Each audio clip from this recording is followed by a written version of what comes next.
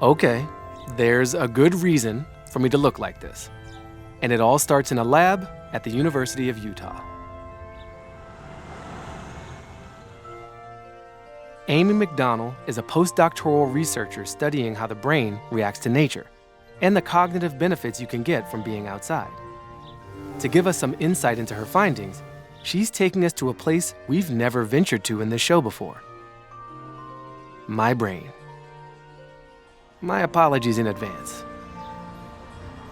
So you study the effect of nature on the brain, and you do that from this super uninspiring white box of an office and a lab. Yep.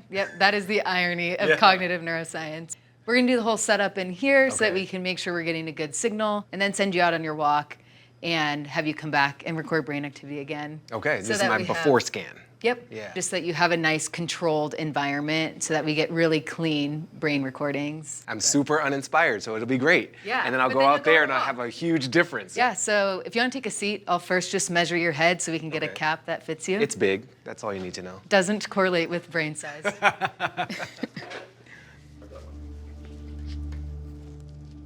She fits me for an EEG cap, which holds electrodes in place. As I pull it down. These electrodes will record activity in my brain, revealing how well I'm able to pay attention to some challenges she has in store for me. Okay, I'd say that's as good as we're gonna get in terms great. of signal. I think we should take a look at your brainwaves now. What do you say? Yes. Show the waves. Show the waves. Here's where we hope they're not flat, okay? Okay. What would it mean if they were flat? That you're dead. Okay, yeah, don't be flat. All right. I'm So, alive.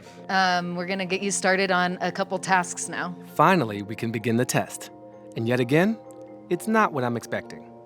Please All right. count backwards from 1,000 to 0 by sevens. Okay, yeah, I don't like this. For example, you would start by saying 1,000, followed by 993, 986, and so on. Do you have any questions? I have a lot of questions. Why are you making me do that? It's for the sake of science. Oh, for science. That's always a good excuse. 657. And so, I continue with a mission you can only call mind-numbing. 640. Amy's making part of my brain work extra hard. The part that has to pay attention to get through a challenging task. Just like your brain has to do if you're driving in heavy traffic or dealing with too much screen time. You know, modern life. All right, good job. You can stop now. Wow, Was it? that was horrible. Are you ready to get out of this lab? I am so ready to get out of this lab. Awesome. Are you sure you're not doing another experiment where you just wire people up and send them off into the park? And see how self-conscious they are. Now this is a new experience. Walking around Red Butte Garden with a sci-fi swimming cap over my head and what looks like a child's backpack. Thank God I have this sign on my back, because I know whoever sees me is gonna have some questions. But in the name of science, I relax. The pastoral settings take over. The grass, the trees, the fields. There's even a little babbling brook. For a moment, I forget we're conducting an experiment.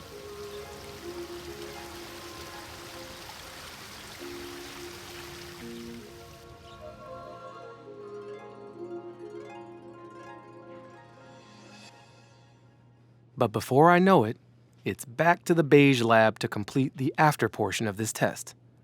Thankfully, this time, I don't have to do any math. And boom, I've contributed to the study of neuroscience and the outdoors. I'm just gonna peel this off your head. It's a little gross feeling, but sweet relief underneath. Yeah. How's that feel, Oh, my brain can breathe again. right? That's nice. But still, I've got a few questions about her work. What was the point of having me count backwards from 1,000? Was that Yeah. just for fun for you, or was there a scientific Yeah, purpose just to that? pure evil. Constantly running from one thing to the next, answering emails, text messages. Yeah. It's thought that that's very depleting for your cognition. I can guarantee you it's depleting for my cognition. Yeah, and so that was our way of, in the lab, depleting you so that you You go into your walk depleted Okay. so that we can see if you are restored. Being in nature, because there aren't as many attentional demands placed on you at any given moment, that your attention networks are able to really rest and recuperate when you're Yeah. in nature. So I know you don't have time to fully analyze my results, but you've done this with a number of other people. What have you learned from your other study subjects? Yeah, so the protocol that you did. Here's what Amy and her colleagues have learned. After having your brain stressed out and tired from all that math, a walk in the garden returns your brain to a calmer state.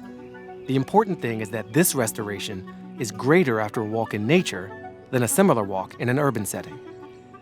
Yeah, I'm excited by the results of this validating what a lot of humans already feel, and I hope it does go beyond that to policies.